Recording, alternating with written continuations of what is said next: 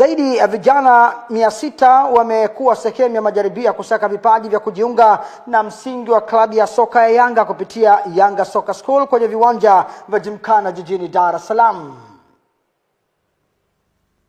Hakikisha zoezi hili linakuwa la wazi, na mumeona kuanzia kwenye usajili tulikuwa tunaonesha matukio yanavyoendelea klabuni pale wakati wa usajili, na leo hapa tumewaalika waandishi ili waweze kushuhudia utaratibu unavyoendelea.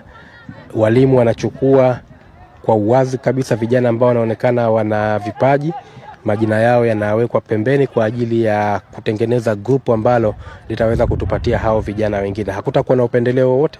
Ni watoe hofu nyinyi kama waandishi muweze kuwapa taarifa hizo wazazi, lakini pia ni watoe hofu wazazi kwamba zoezi hili ni la uwazi. Mwitikio ni mkubwa kama ambavyo unaona, watoto ni wengi sana mpaka sasa hivi.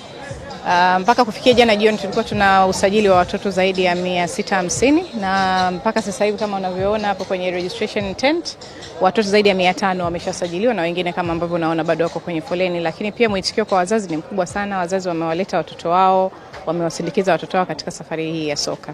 Kwa kweli tukutoa yote. Mimi nilipofika niliulizia pale, nilipoingia upande huu wakaniambia hao ni huko chini. Nikaingia chumba kile nikakuta watu wengi wanajiandikisha. Nikaenda na mimi nikajiunga kwenye au pale kwenye meza. Kijana akaja na vitu vyake. Wanaangalia tu vyeti vya kuzaliwa.